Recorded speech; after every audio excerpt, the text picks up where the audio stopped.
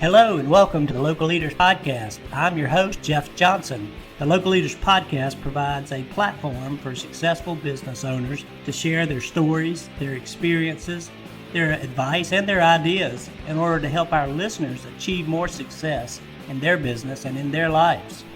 Get ready, another great show is coming up.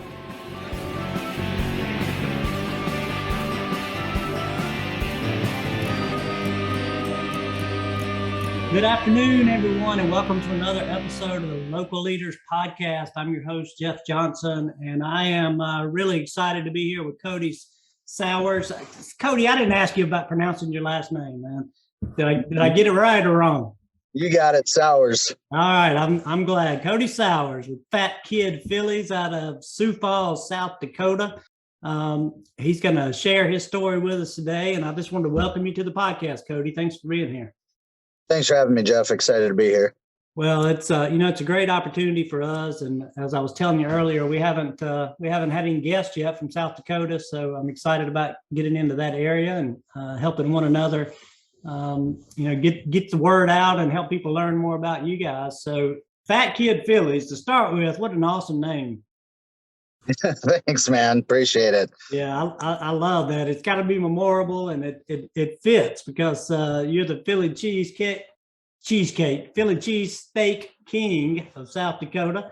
Why don't you tell us a little about the business and kind of what it's all about, how you got started, all that good stuff? Yeah, absolutely, man. So, we started off with the food truck business. I studied for about 5 years before jumping into the business, really wanting to figure out food trucks, scenery, and the community of food trucks around Sioux Falls and in South Dakota. We would actually travel to different cities and different states to try and find new food trucks. And when we go out there, we'd ask questions. We'd just straight up ask them, hey, how do you do this? What do you do in the winter? What did you do? What steps did you take? And so we just kind of basically did our own little research for 4.5, 5 years before we took the plunge. And basically the reason for it is I grew up in the food industry. My grandparents owned a restaurant here in Sioux Falls, right downtown. It was kind of the staple as Sioux Falls was coming up. And we really like to feed people. I really enjoy cooking. And I thought, what better way than to, build a food truck and sling some sandwiches and go from there. Yeah, well, it's pretty cool that, and pretty amazing that you had the patience to, really research the business for such a long period of time. And I'm sure you got quite an education out talking to other people. And I just wanted to point that out for our listeners because it's a great piece of advice to go talk to people who've done it, which is, what we're doing here. There's no telling what you learn when you do that, and it really helps put you in a better position. And you were telling me earlier you started out of a camper, basically.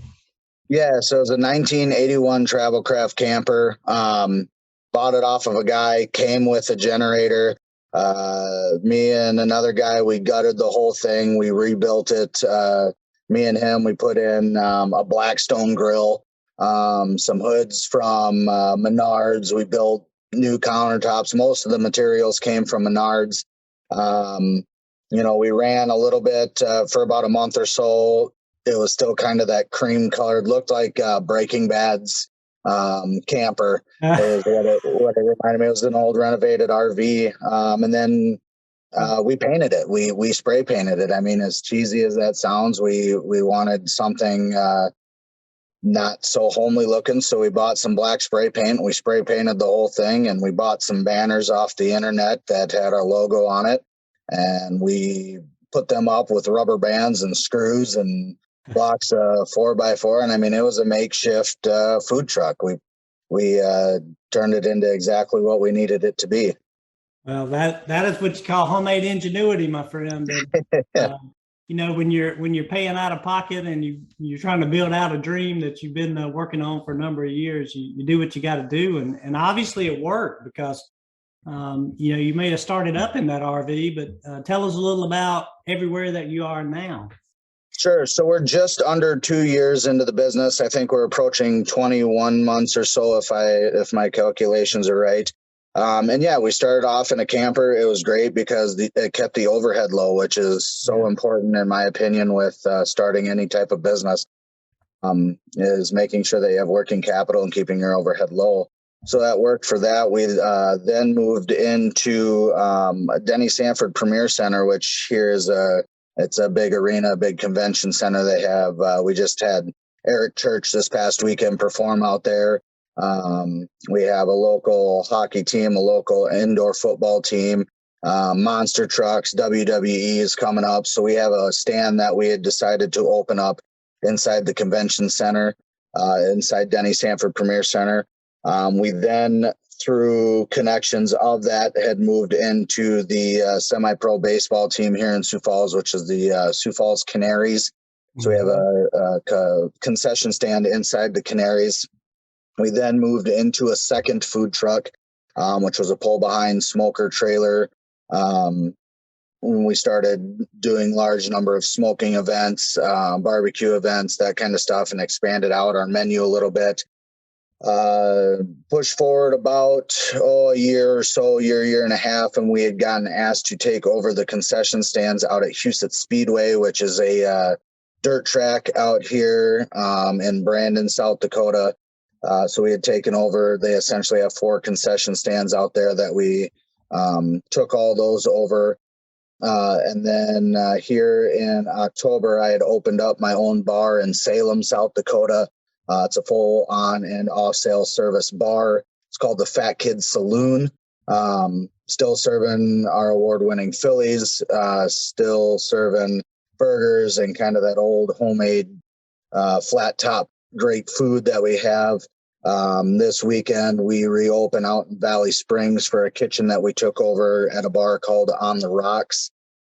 We have since sold both of the food trucks and are actually looking at building 2 new ones. Just because with the market that's out there, food trucks are a booming business. We were able to turn a profit by selling those and then rebuild a couple more into our specs that we need. So we have some future locations, stuff that isn't set in stone yet, but yeah, I mean, we went from a food trailer or food truck that was essentially a converted camper about 20 months ago into essentially 5 or 6 different locations and owning our own bar in Salem. Yeah, that's pretty doggone amazing, Cody. That's I think any entrepreneur that's building or starting their business probably doesn't expect to get that kind of growth that quickly. So, I mean, was that surprising to you, or did you come into it with this kind of plan in place? There's always the plan that we wanted to get big fast. We had a lot of people along the way telling us, don't get too big too fast. I always found that as kind of a silly statement. You look at Amazon or Tesla or any of them and tell them not to get too big too fast. However, we didn't expect it to. I mean, at the end of the day, we're not building electric cars and we're not some sort of internet sensation. We're a food truck, we're a food business. So we didn't expect to expand the way we did. But, you offer decent food at a quality price and great customer service, and things catch on, and it just worked out in our favor. Yeah. Now, is your, I'm going off track because I'm getting hungry now thinking about that cheesesteak, but are you pouring melted cheese on it like up toward the Philly area? Yeah. So, I mean, we changed the name. So if people haven't seen our name, the Philly part is actually Phillys, as in a filled up sandwich. We didn't want to take away and try to compete with the original Pat's or Geno's out of Philadelphia. I mean, they're the original creators, and we don't ever try to say that we're the same. We got kind of a Midwest twist on our Philly cheesesteaks. So it's we take a sirloin and we slow smoke it. We pull it all by hand. So it's more of a shredded steak than it is your chopped or thinly sliced steak. It's more of a shredded steak. And then it's got provolone, petite diced onions and green peppers. It does have a mayo on the hoagie, and then, an aged cheddar cheese sauce that goes on top. So it's not a traditional Philly. And we've never claimed to be the traditional Philly. We've always wanted to have our own spin on it.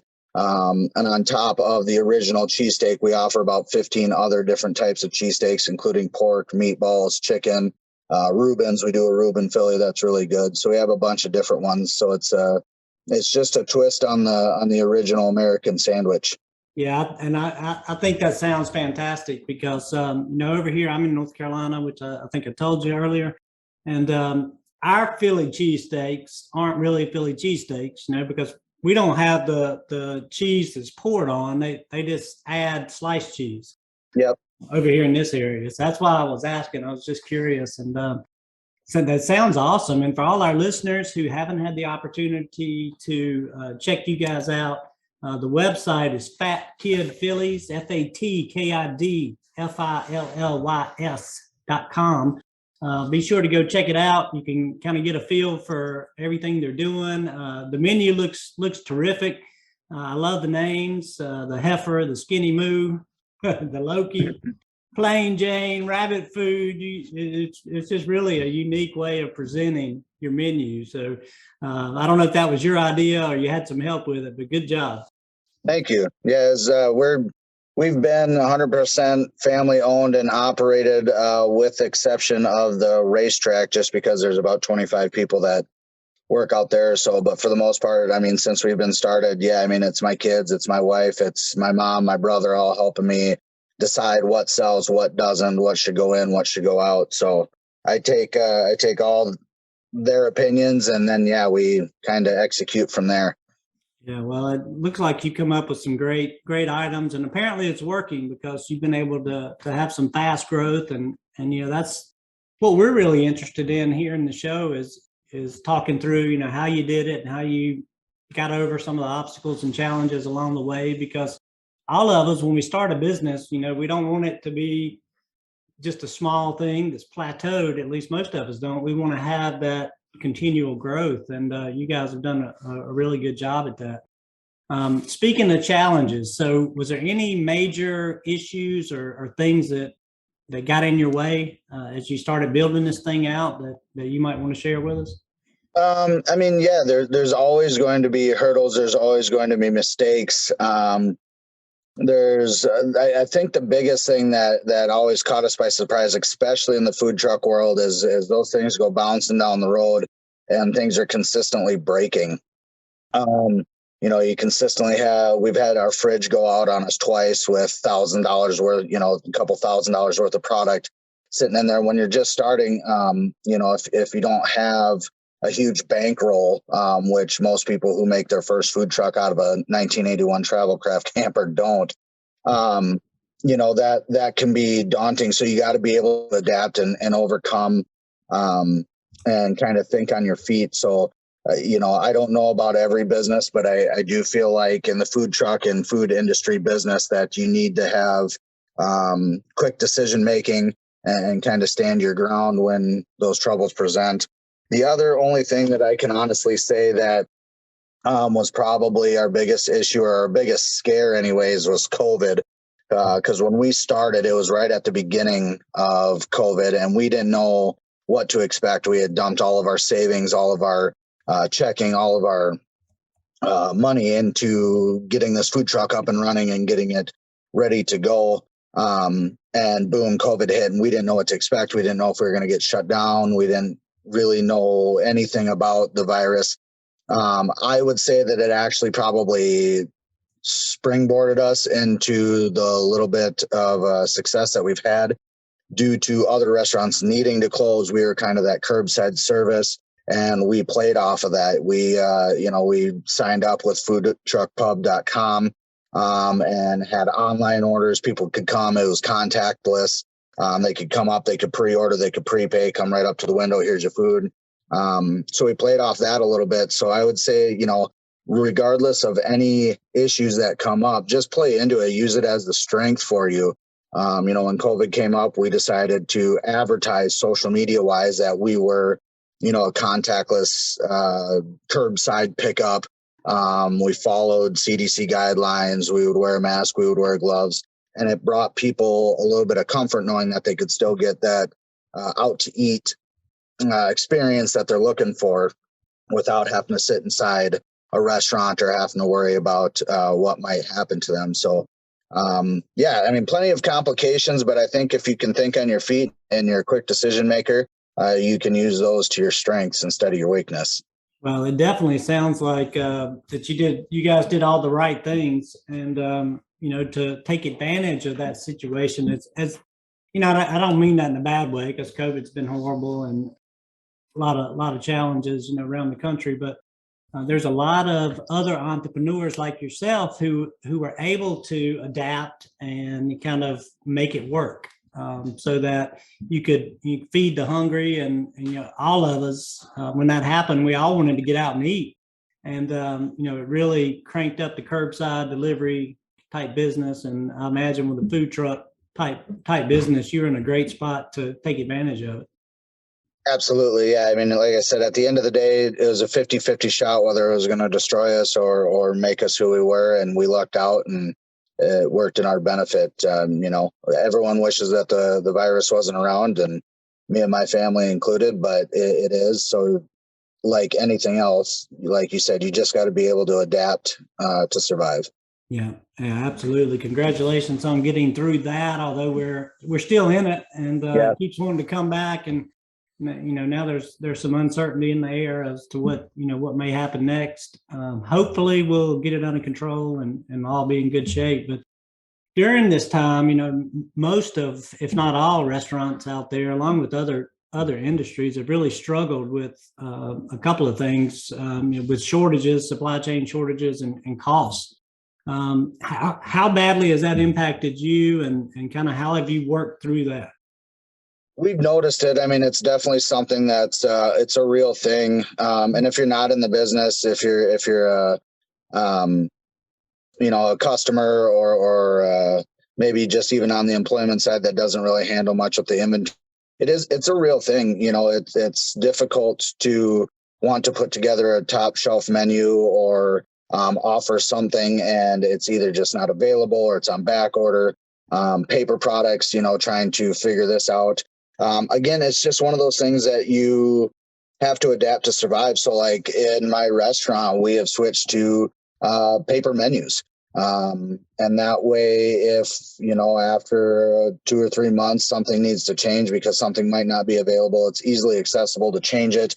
And then people like actually seeing a new menu. They like seeing some new products, and it might take some ease off of what you might not be able to offer, or at least not offer for a little bit. So the shortage and the virus and everything is a real thing, and it all needs to be taken seriously, but you can take it within stride and again, just kind of turn it around, adapt to survive. So when something else becomes available, if you're able and crafty enough to add some new menu item and promote that menu item, and make the new menu item a bigger deal than not having the old menu item. Yeah.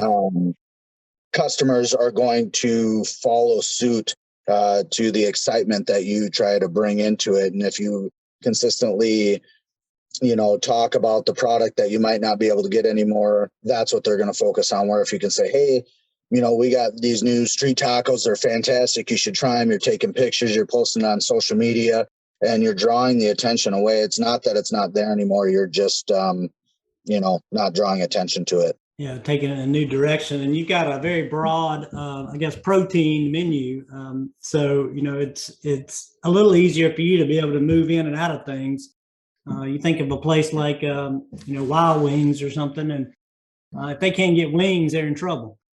Yeah. And I've seen the price of wings, and I tip my hat to anyone of that type of cuisine, because the cost is insane, and I haven't really seen a big increase on prices from a lot of those types of places. So again, I tip my hat to whatever they're doing.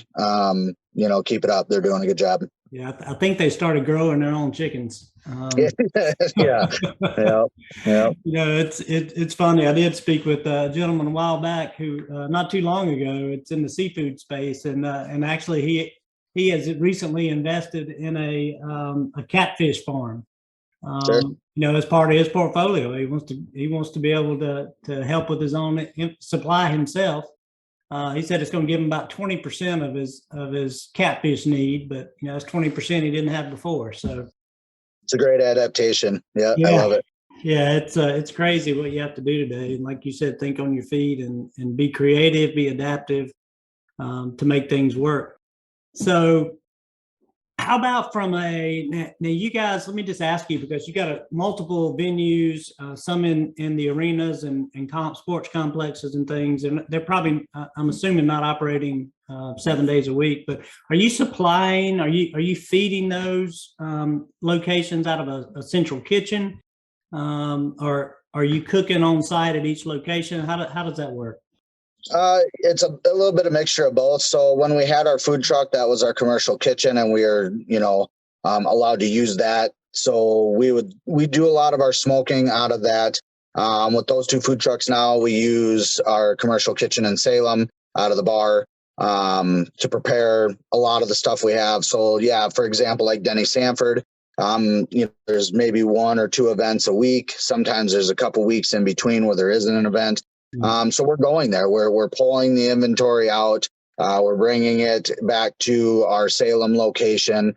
And then when we decide to load up, we'll have coolers full of ice, full of product, bags dated, ready to go. And we bring it all up.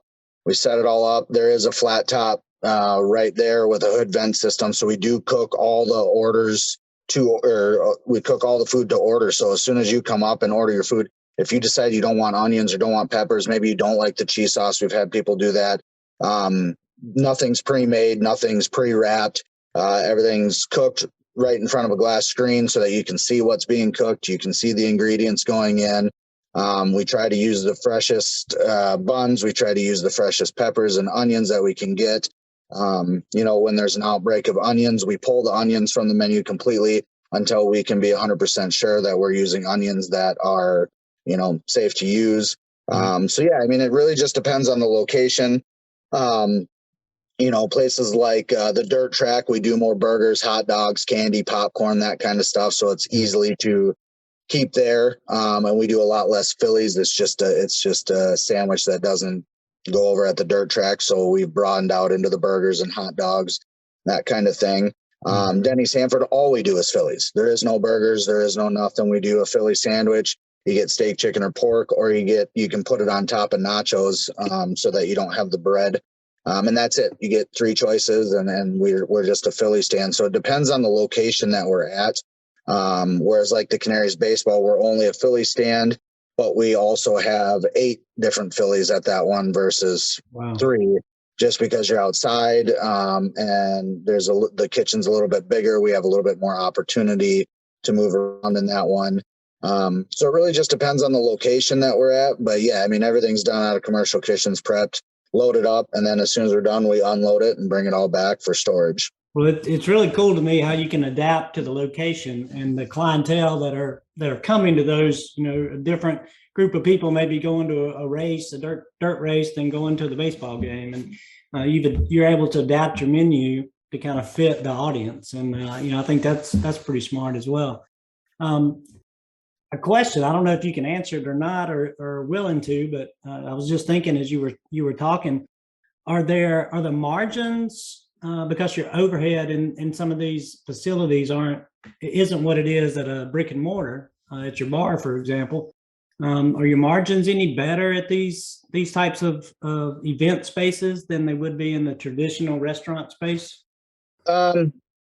Simple answer would be yes. The margins on such as places like the dirt track and the Denny Sanford is obviously easier to charge more. And I grew up in a world and where profit is not a bad word. None of us are in this to break even. None of us are in this to get by. We all want to make money, man. We all want to have a retirement fund, and we all want to do it as quickly and as easily as possible. Right. So it's no joke that when people go to any type of outdoor event, any type of special event, you're going to pay double. You're going to pay more for beer and soda and candy and popcorn and Phillies and anything of the sort. So yeah, the profit margins tend to be higher at those stands in a sense of just straight sales. But then there's also the rent. I mean, it's we work off a percentage at most of these locations, so you take that into consideration, and it's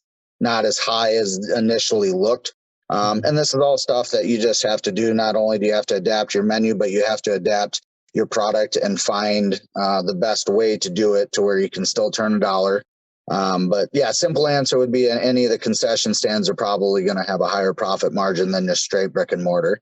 Yeah. I was thinking that that revenue share or profit share, however it might work on the back end, would probably could be tough, on the purveyor like yourself. But I was just curious. I'd never asked that question before, so I appreciate you sharing a little insight. Yeah, no problem.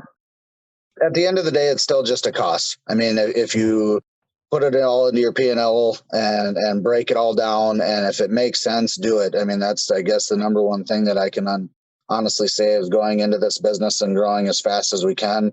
We've had some people say, well, I wouldn't do that because of, the profit share or the margins or whatever the case may be, however the deal works out. But, not everyone's going to grow the same business the same way. Some people are going to grow 10 times faster than I am. Doing it their way, and some people are going to go at 10 times slower doing it their way. So whatever you can do as an entrepreneur, if it makes sense and it's not a struggle or a stressful situation, pedal to the metal, man, take the shot. Yeah, I like that. So what do you think, because of now you've got the brick and mortar, you've got the event space, concessions and things like that. Do you plan to grow both of those over the next few years, or are you kind of looking at one more than the other? Like I said, up until 6 months ago, we had no intentions of buying or owning a bar. We wanted to open up a little restaurant, and now we own a bar. I'm big in the motorcycle community. I worked at J&L Harley Davidson for many years, and I like that scenery. So we'd like to take the bar to that level a little bit and doing some, car shows and bike shows and maybe some bike nights or poker runs. So we'd like to grow the bar. I don't think we want to grow it any bigger than it is. It's a pretty decent sized location, but we definitely want to bring in events that maybe that bar's never seen before.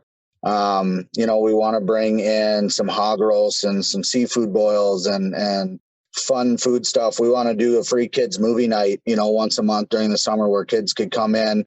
We move all the tables and chairs, throw some beanbags on the floor, drop a screen, and they can come in and watch a movie for free. It's a town of about 1,600 is where my bar is. And there's not a ton of stuff to do. So if we can try to help the community a little bit to have something. As far as concessions, yeah, man, we'll grow that as big as anyone will let us.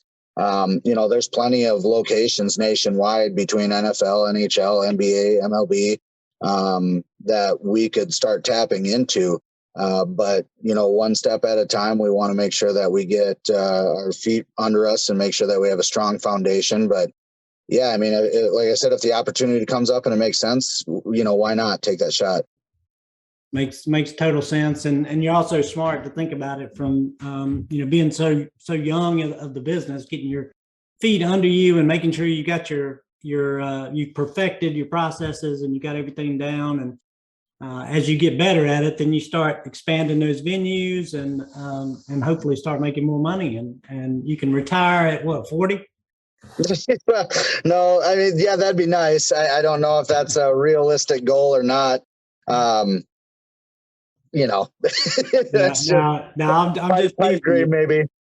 Yeah, I know. Well, I'm 55 and I've still got to keep on kicking for a while. So, but I wasn't as smart as you when I got, when I was younger and got into a great business and was able to grow it like you have. So, congratulations to that. And I'm sure the community is really happy for you to be there. And you mentioned community, and that is important.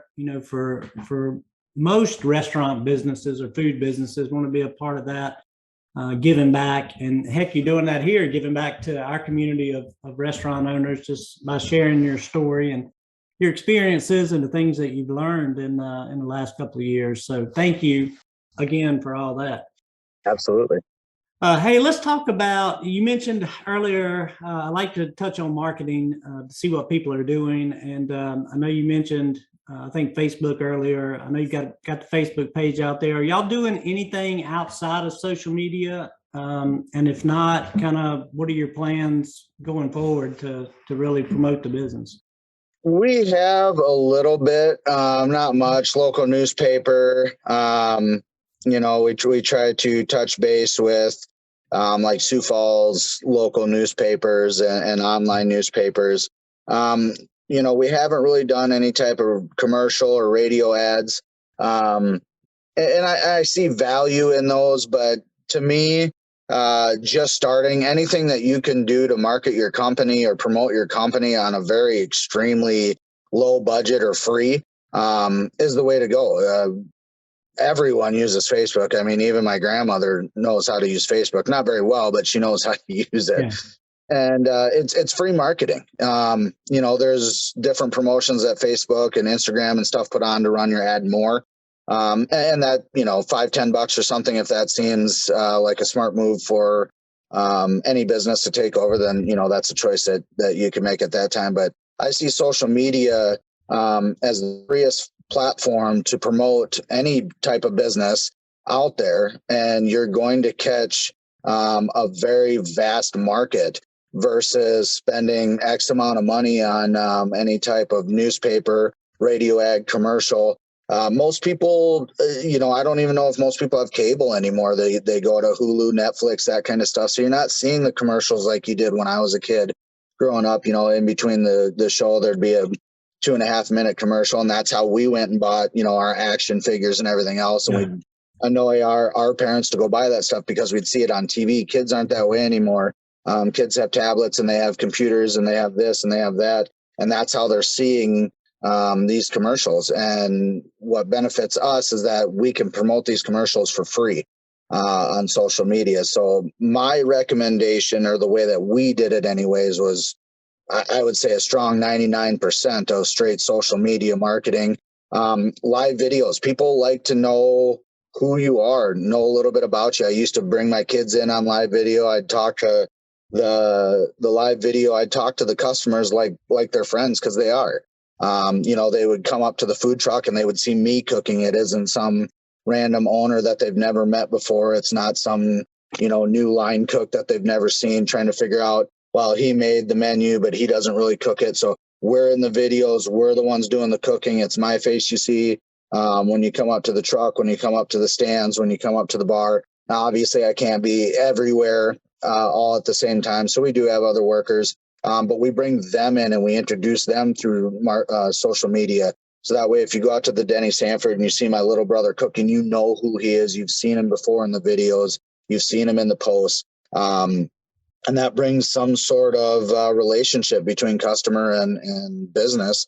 And people they miss the connection of knowing a guy or feeling like they can come in and have a conversation because they're watching these live videos and they feel like they get to know me and they know my family, they know my kids, they know the sports my kids are in. And it's a free connection straight to your customers that they get to tune in on at any time of the day, any place of the day. They can save your ad. They can save it to their phone. If you're running a special, they can click and save that picture. And they've never been able to do that through newspaper or TV. So social media to me is number one. That's what you need to be hitting on a daily basis, and 2-3 times a day. Yeah, great advice. And I think especially in the restaurant space, it's Facebook and Instagram primarily. Some of the restaurants with bigger budgets are starting to think more about TikTok and places like that and how they can leverage it. But at some point it gets all too much. So are you doing the social media or do you have help? We do. So as far as our social media, I don't pay anyone to do our social media. Man, I grab my own cell phone, I hit record live. The only thing that I took into consideration is that when I want to take pictures of food, I want a really good picture. Yeah. So we went out and we bought a phone that has a really good camera and has really good editing features so that we can edit them. We don't want to edit our pictures too much because we want people to come in and have the same sandwich that they're seeing on the pictures that we're taking. But sometimes you want to edit the lighting just a little bit and make your pictures look a little bit better. So that's probably the only thing that I would say that I took into consideration. But other than that, no, we do all of our own social media. I don't have any type of company.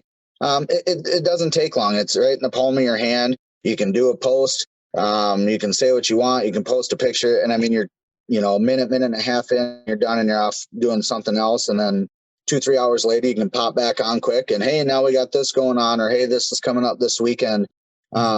It's a little bit of work that, I think puts in exactly what the owner wants to say in a social media post, where if you have someone else doing it, they're going to try and find the best way to sell that post. And that's not always the goal. Sometimes it's just to inform people, and you're not trying to turn a buck off that post. You just want to let people know, hey, this is coming up, or this is what we're doing now, and keep them informed. Good point. I never thought about it like that, but you're right about selling posts and things like that. It's just different when you're doing it organically yourself. It's all you. It's all about you, and I think you're able to connect with your customers better in those cases. So again, it's awesome what you guys are doing. And let me switch gears and ask you about the technology side of it, because a lot of our owners, restaurant owners, or future restaurant owners are wondering about kind of how, what to use, how to use it, all that. I'm talking POS, I'm talking QR codes, online menus, all that kind of stuff. What are you guys up to in terms of technology? For point of sale system, we use a company called Heartland. There's probably a handful of really good point of sale systems out there. There's a lot of stuff depending on the size of your restaurant. You can get into the handheld stuff that you can bring right to the table. You can leave on the table. It's kind of a, kind of a health standpoint for the COVID thing. When we first started, we used Square, and I used my cell phone. I got the free Square reader, and we plugged it into my phone, and we used Square and made up our menu. And as we were running the food truck, I mean, that's just what we use. It was free. We didn't have to purchase anything. So that's how we got started. And we still use Square to this day for the food truck and the catering side of things, some of the concession stuff. But the brick and mortars, we got into a point of sale system. And you just need to go out there and find out which one makes the most sense for you. Find a guy that, if something's wrong with your point of sale system, you can call them up, hey, this is wrong, and they're going to get that fixed right away, because there's nothing worse than when you're in the middle of dinner rush and your printer's not printing, or your point of sale isn't working the way that it's supposed to. I do recommend everyone who has a point of sale system asking whoever set it up to go through it with you, so that you understand the ins and outs of it, so that you can try and fix this stuff sooner, instead of trying to call. It seems like a lot of companies now have a guy that they can call, and then they come in to try to fix that thing. And it's a lot of time down, and time is money in this industry. You got to be able to move and shake as fast as you can. So I do recommend learning as much about the equipment that you get as possible. But yeah, I mean, we use a standard point of sale system. As far as order sheets, we're old school. We write with a pen and paper. We write our order down. The waitress comes back, she puts her order in, and that works for us. But we're also a lot smaller town. We're a town of 1,600. You get into a town of Sioux Falls, a couple hundred, 250, 260,000 people. And your dinner rush is going to be way different than us. And you might need some sort of tablet or something with you that you're putting in the order as you go. Again, it's just research. It's a little bit of trial and error as you're coming up the ranks, as you're setting up yourself up, is to know your surroundings, know the town you're in, go to other restaurants that are in that area and find out what they're using. I do that a lot. Every time I'm in a bar, anytime I'm in a restaurant, I'm consistently looking, paying attention, watching what the servers do, watching what the servers say, what works, what I like, what other people might not like, and adapting our own structure from what other people do. Some of these businesses have been around forever, and there's a reason for it. They know what they're doing. They know their market. They've done the research. They've made the mistakes, and they've made the corrections. And if anything, if I can just pay attention to what they're doing and turn it into my own, maybe there's a few mistakes along the way that I could skip. We're always going to make them.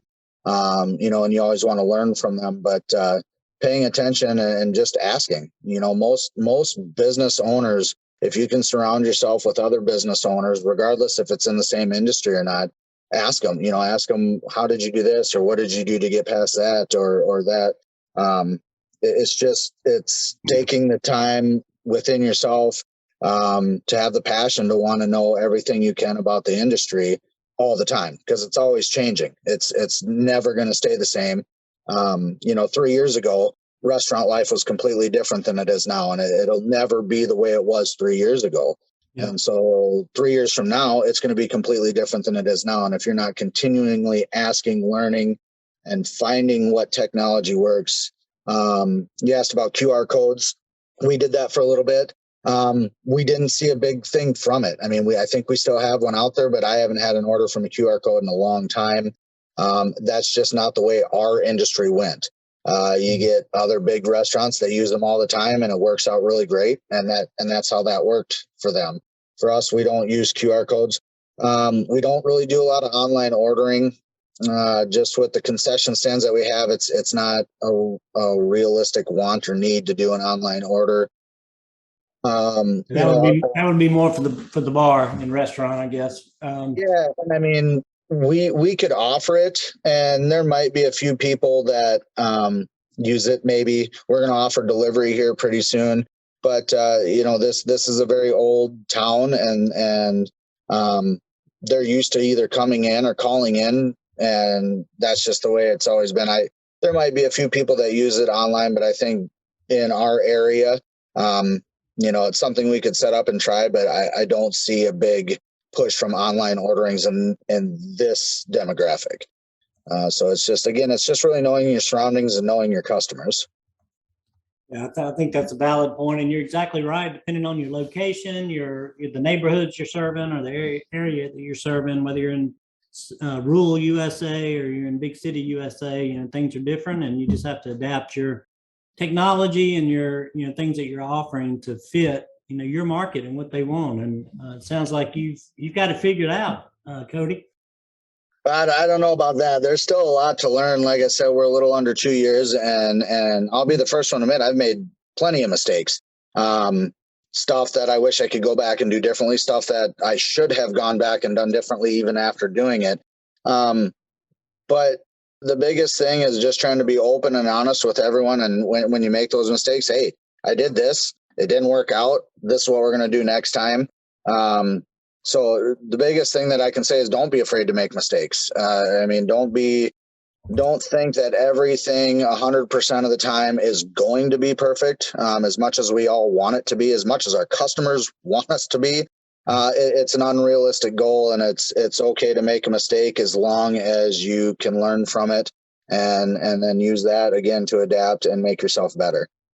Yeah, I think that's great advice. And I was going to ask you about some kind of final words of advice, but I think you just gave them to us. Don't be afraid to make mistakes, and don't think you got to be perfect 100% of the time, because as you said, it's really unrealistic that we can do that. We're only human. We also rely on technology and mechanical things, and you know, you never know when something's going to blow up. Yeah, absolutely. You know, literally on you, and you just, you know, there's no such thing as a perfect operation, but again, it sounds like you guys have come a long ways. You've learned a lot, you know, over that time. And just to remind our listeners who aren't seeing the video at the moment, where to find you. Again, it's www.fatkidphillies.com. Be sure you go check out their menu. It's really cool looking, and learn a little bit about them. And even more important, go support these guys, you know, in the local venues and concessions and at the restaurant, you know, as much as you can if you're in that area. And you know, if you're not in their area, bring them to you.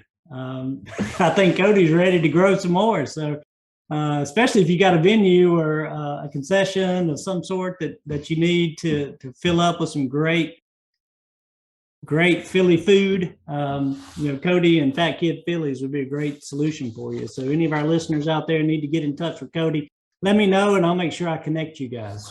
Fair enough, Cody? Sounds good to me. And we all need help. We all need support. We all need to look after each other. And it's really been awesome to have you on here, to have you share your story and experience with our listeners. Time flew by. It's later than I already thought it was supposed to be. So I'm going to wind this thing down. Any final thoughts or anything that I missed that you wanted to cover? No, I appreciate you guys having us. Like you said, it's fatkidphillies.com. I believe my personal phone number's on there. If anyone ever has any questions or just starting, we love to help. We like to watch other businesses grow. We like to help them grow. If you have, questions about food truck industry or really just anything, just getting started, some of the mistakes I make, if you want to go into more detail with that, feel free to give me a call, shoot me a text, shoot me an email. And when we have a free moment, I'd be happy to get with anyone out there that is looking for any type of assistance. And yeah, we appreciate you having us, Jeff. Hey man, thank you so much, Cody, for being on today. Fat Kid Phillies, Sioux Falls, South Dakota. Yes, sir. They are growing. They're moving on up, as George Jefferson said, for all those old folks. Be sure you get out there and support them. And again, thanks for being here, Cody. Thanks for being here, listeners, and enjoying another episode of the Local Leaders Podcast. I'm your host, Jeff Johnson. Share us with all your friends and people in the business. And we look forward to seeing you on our next episode. Thank you, and thank you, Cody.